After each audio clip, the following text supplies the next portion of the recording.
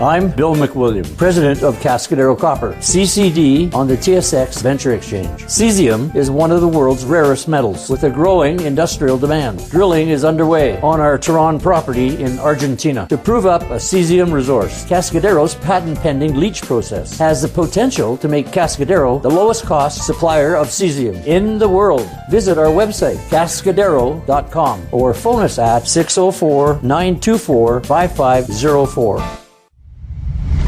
You're listening to HowStreet.com radio, available online at TalkDigitalNetwork.com. Welcome to HowStreet.com radio, the online source for market opinions. Here is Jim Goddard. My guest is market historian Bob Hoye. He's the chief investment strategist for institutionaladvisors.com. Welcome back to the show, Bob. Yeah, Jim, good to be with you. The Dow Industrial hit record highs earlier in the week, but that's no longer the case as we speak. Is this a case of people just think it can't go any higher? Well, it became very enthusiastic. Of course, we've been noting in the summer that somewhere after June, there seemed to be a little more positive stuff about the economy. And then that showed up in the third quarter GDP, which was a better number than they've had for a long time, and that it was the end of September. And then there was some sort of downer stuff going into November, which months can often clear any problems in the markets. Then on top of that, you had the extraordinary election in the U.S., where all of a sudden you changed directions with the U.S. administration, having been the most anti-business and pro-government, I believe, in, well, it's extreme. And then changing into the most pro-business administration in the U.S. history. So that's a big shift. And, of course, with the prospect of lower taxation rates and less regulation, this makes business outlook much more attractive. This makes it much more attractive for low-grade securities on, junk corporate bonds. All have the better ability to service debt now. So that was terrific stuff. And then the rally got underway from depressed conditions in October. And we should also note that oftentimes October can end depressed conditions. And then the happy stuff continues on until around April or May, sometime out there. So, but at any rate, each distinctive step towards a new administration that is pro-business has been celebrated by the market. So you've had a number of news reporters going on about how many record days up or how many days without a 1% correction, and then you figure some people look back and say, well, when was the last time like this? And, well, there was a run in 87, so you think, maybe this is interesting, so you check it and find that the endless run in 87 was earlier in the year, and the market peaked out late in August. So I don't think these irresistible moves can really be timed. All you can do is measure the extremes on a technical basis, which we have been noting, and then watch for, a loss of momentum, a downtick, and things like that. You also look for the things that were accompanying the excitement, and one was a correction in the U.S. dollar. It got up to 103.85 and was overbought, which we noted at the time. And then the correction in the U.S. dollar, we look for it to set a bottoming process along with the 20-week exponential moving average where, we've got a number of bottoms using that device where you just let it build for a few weeks and then watch for the uptick that starts the rally. And that came along this week, or had been building for the last few weeks, and then you've had the improvement, and then this week the breakout that says, hey, the U.S. dollar is now back on uptrend. Now, on our work, this can be the most exciting rally in the U.S. dollar since 2014, and we remember that when it was associated with an important high for crude oil and things like that. So we have the U.S. dollar firming up, and you know, Jim, it's worthwhile putting this one in perspective, because if you look at all the comments by interventionist economists and they are central bankers too, over generations, I guess you could say there's been 3 generations of them now since the Federal Reserve was formed and opened its doors in 1914. And essentially, the theme has been that for any perceived problem or real problem or threatening problem, depreciate the dollar. And so that is then considered as the best thing that you can do is to have the dollar go down.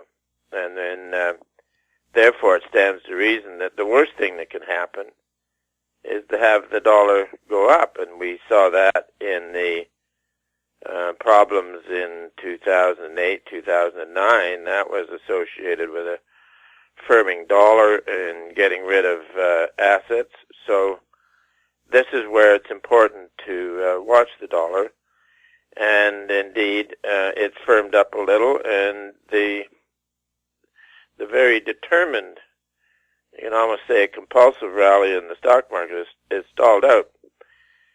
So what we want to wonder about is how significant has this been? Well, as it said, it's the most distinctive turn in U.S. politics towards a pro-business model, and that's terrific. So, and then you've had a very exceptional rally, which is great, and then what you want to do is determine how much of a correction it may be. We want to look at other things associated with the rally, and that was improving base metal prices and an improving crude oil price, which is all positive for the stock markets. And crude oil made it to 55 a week or so and hung on for a bit.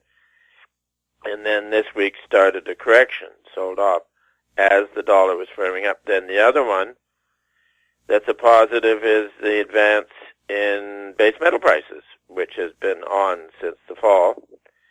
And it began to stall out as well. So you've had the beginning of a correction in industrial commodities. And so the wind, or the breeze, let's call it a breeze, seems to be changing. We'll look at at just how much of a change in momentum is happening, see if it fits on our technical work, and then make a more important conclusion in some weeks. But what it is a well-earned correction. We'll have more with Bob Hoye right after the break. Avon Resources Limited is a gold exploration company with significant projects in British Columbia, Saskatchewan, and the Yukon. Trading on the TSX Venture Exchange, symbol ABN, and the pink symbol ABN-AF. Surrounded by world-class gold deposits and mines, Avon's 23,000 hectares Forest Kerr Gold Project is located in the heart of the Golden Triangle in northwestern BC. For more information, visit us at avonresources.com. I'm Larry Ray, President and CEO of American Manganese, Inc., listed on the TSX Venture, ticker symbol AMY, A-M-Y, with proprietary patents in the U.S., China, and South Africa. Our focus is on recycling lithium-ion batteries for electric vehicles. China recently legislated the responsibility for recycling onto their electric vehicle manufacturers and importers. For more information, please visit AmericanManganeseInc.com or phone me, Larry Ray, at 778-574-4444. Welcome back. We're speaking with Bob Hoye. Bob, after you've had a number of records set with a higher equity market, will there be a correction soon, and just how big will that correction be? I mean, we haven't had a major downturn, I think, in 8 years. Oh, yeah. The bull market, Yeah, Jim, that gives us a chance to review the big perspective. And as it was concluding in 2007, we considered it to be a classic bull market, similar to 1929 or similar to the previous great bubble, which was 1873. And there were, this is a long series. The first great bubble was the South Sea bubble in 1720, and virtually the characteristics of a great financial mania were set with that event, and they've been quite the same, similar. As a matter of fact, if you take, and you can get the chart of the South Sea Company virtually daily through the bubble of 1720, and you have this distinctive blow-off pattern. And then if you move ahead and you get the next one is 1929, and you can take a look at an example there, such as Radio Corp of America, RCA, that was the big darling of the time, and it's a very similar chart. So then you move ahead to the big tech bubble mania of 2000.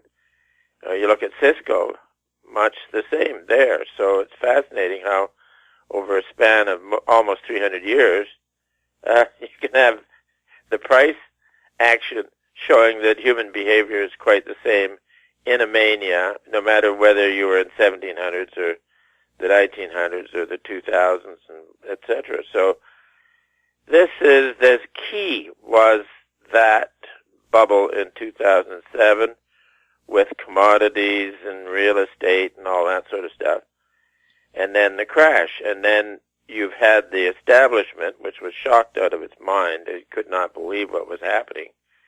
Because, like, for example, one of the top Harvard economists, Greg Mankiw, in December 2007, he was boasting that nothing could go wrong. And the reason why nothing could go wrong was because they had a dream team of economists at the Fed. No problem, nothing could go wrong.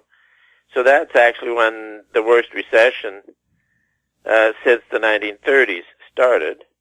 And then as it progressed down into 2009, the establishment declared that it was really the worst financial calamity since the 1930s. And that tells you a lot about just how severe it was. So what we've been in since is a post-bubble bull market, a post-crash bull market, and a post-crash economic expansion, which has been modest, weak, but it has been long. I think this something now is the third longest either bull market or economic expansion in history in the U.S. So it's been getting very aged, let's put it this way. And this latest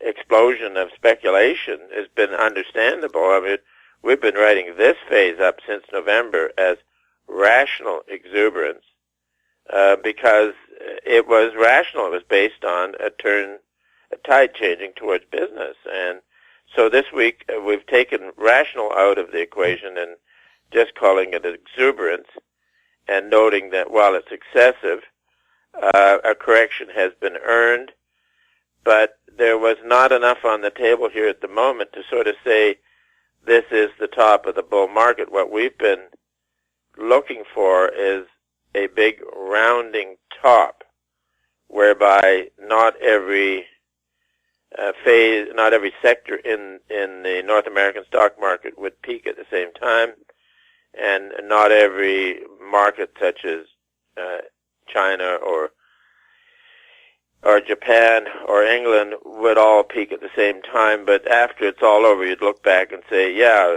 it spent a year, but it was a big rounding top, and then you're into a contraction. Then that is yet the next decision to be made. But we're quite content in that the correction has started this week, and it should be a noticeable correction. Then what will tell will be the character of the rebound out of this first correction, and that we will be, monitoring, as we do. So we'll have more with Bob Hoye right after this. Gem International is a new diamond explorer in the richest diamond producing country in Africa, located next to the fourth largest producing diamond mine in the world. International Spotlight is on an 1109 carat diamond recently discovered in Africa by a fellow Canadian junior with a proven operator and finance team. Gem International trades on the TSX Venture Exchange, symbol GI. Visit us at gemdiamondmining.com. Keep informed. Receive our weekly recap of thought-provoking articles, podcasts, and radio delivered to your inbox for free. Sign up for the HowStreet.com weekly recap on our homepage, HowStreet.com. Welcome back. We're still chatting with Bob Hoye. Bob, if there is a correction, is there somewhere you should be putting your money right now if you think that we're pretty near the top? Oh, yeah. For investors, if you go, it would be wise to reduce exposure in equities, because not only it had a strong surge, but valuations are exceptionally high. So where do you park your money? You can go to shorter-term stuff, bank deposits, that sort of things. But for an investor, you want to go to a place where you can get a decent return, considering what's available. And the idea of getting your money back, that's very good, too. So we kind of like the 3 to 4 year maturities in U.S. Treasuries or U.S. corporate, A-rated, investment-grade bonds. And the reason for that is that if you're on a long-term bond treasury, you can get killed in the price change. And if you're too short, you're not going to get any return at all. So the 3 to 4 year stuff is pretty safe. Now, for Canadian investors and those in other countries, we like the U.S. because you'll get the appreciation out of the U.S. dollar, and that, together with somewhat of whatever return, well, it gives you the satisfaction of being in the right place, and that's always a challenge. So we like that. Of course, we'd always have some gold in a portfolio as insurance, but the problem for investors in U.S. funds is that one of the features of a post-bubble contraction is the senior currency going up relative to most commodities and most currencies for most of the time. And the U.S. is still the reserve currency, and it's been firming. So I think trading gold is trading the U.S. dollar, and other than having some as an investment, I wouldn't try trading it. We prefer to look at the gold sector as for investors, and that means gold stocks, because you get a good leverage on any of the changes in the metal price. But the key thing is that in a post-bubble contraction, in previous ones, the tendency is for the real price of gold to be consistently firm. And when the real price of gold is going up, it means that your mining costs are down compared to the cost you're getting for the bullion. And the gold mining business gets very profitable in a post-bubble deflation. And I'm using that term for emphasis, that a post-bubble deflation of prices. And because this is contrary to what the gold bugs preach, is that they're always preaching dollar down, inflation up, and da-da-da-da-da-da. But, hey, that's been the game for a couple of generations. And the thing now is to play the game on deflation of financial assets and tangible assets and a firming U.S. dollar. And so this is what may become more evident in the second half of the year as we figure out whether this correction it really ends the game or not. And that will take, a few months of work. Bob, thank you so much for chatting with us. Well, Jim, it's good to be with you and good to be with the listeners, and you have a good weekend. My guest has been market historian Bob Hoye. He's the chief investment strategist for institutionaladvisors.com. You're listening to HowStreet.com radio. Find us on Twitter at TalkDigitalNet. Check out our popular YouTube channel, Talk Digital Network. Questions for the show or for Bob can be sent to info@HowStreet.com. I'm Jim Goddard. Thanks for listening. Comments made on HowStreet.com radio are an expression of opinion only and should not be construed in any matter whatsoever as recommendations to buy or sell any financial instrument at any time. Available online at TalkDigitalNetwork.com. HowStreet.com radio is a production of HowStreet Media Incorporated.